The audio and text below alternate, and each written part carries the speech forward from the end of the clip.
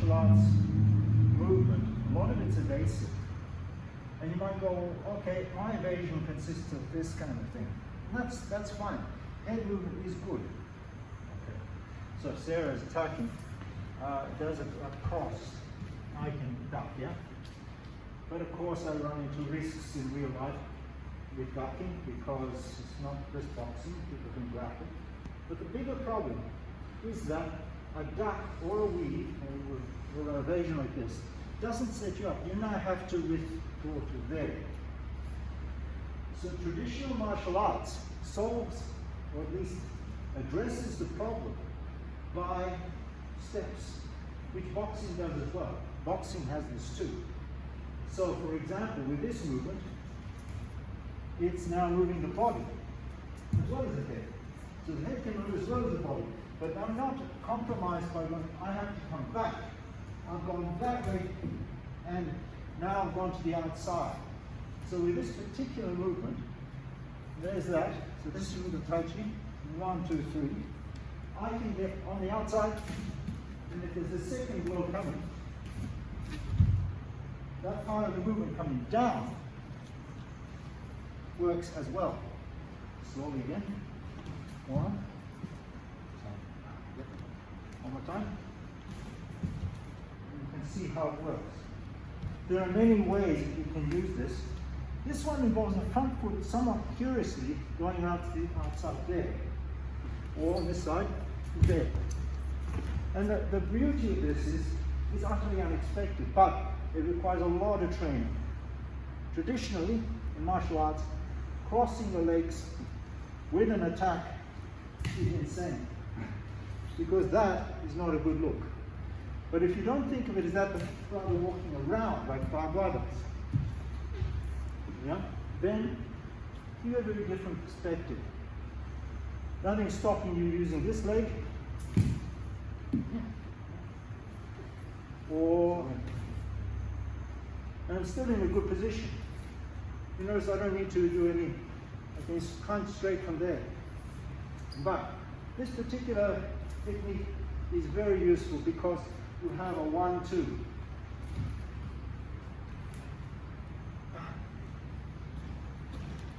Faster. Okay. Let's try it again. So if you just do it as a drill, this motion, and you allow that pullback to come back, you lose something in the motion and you miss that. Whereas if you maintain contact here to read your opponent, then you're able to depress that and follow through. So if we do that again, 1, there. Okay, so that's actually such an important point. Because you go, why are the moves so big? The moves are not big. The moves are just keeping the arms in play. There's no point going straight to a pullback, you know what I mean, in the shortest possible time. So you can make a very abbreviated move.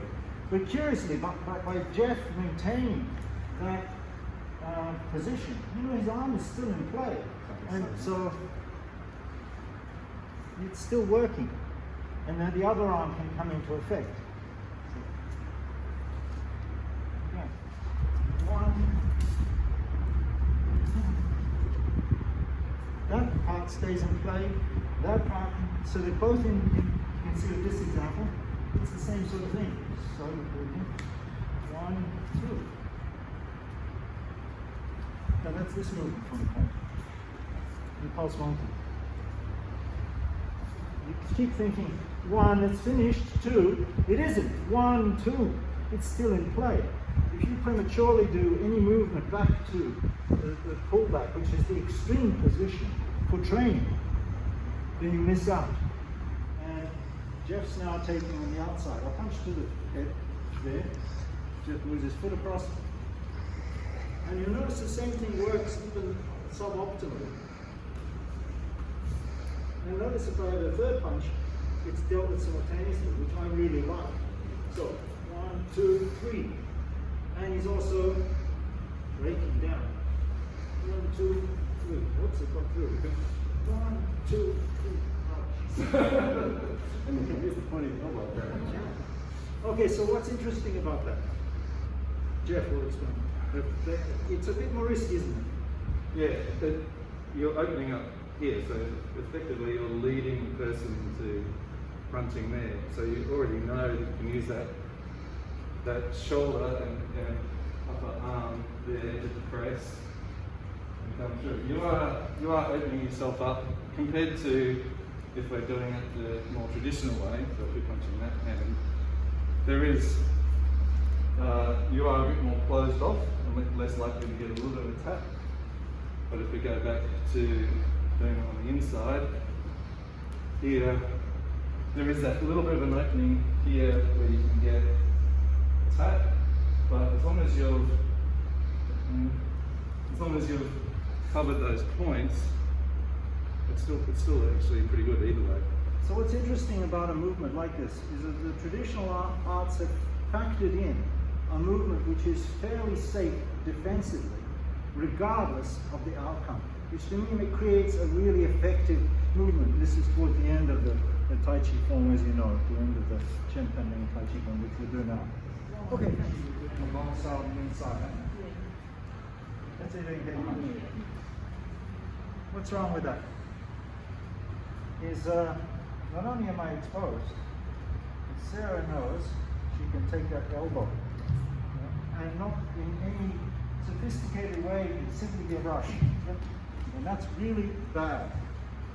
So what's the key to this movement, assuming you've made a mistake of doing that, is to take that leg across and really bury it in, but also it's just a turn. It's not just a block, and it is a circle. So crush the elbow now, and you can see that even with bad technique, with the legs, now if I do the leg technique correctly, you see how it landed? Once again. So, with the bad technique, I will still survive, as long as this arm technique. With good leg technique, I'm in control. So the interesting thing is we go back to that evasion thing. Here I am evading with the legs and the whole body, not just using the trunk. So using the trunk, I'm here. Using the trunk of the legs as well gives me the distance, gives me scope to move the outside. I'm not simply a stationary bobbing thing. My core is moving. And that's what the martial arts, traditional martial arts tries to do. Move your core. Thank you, sir.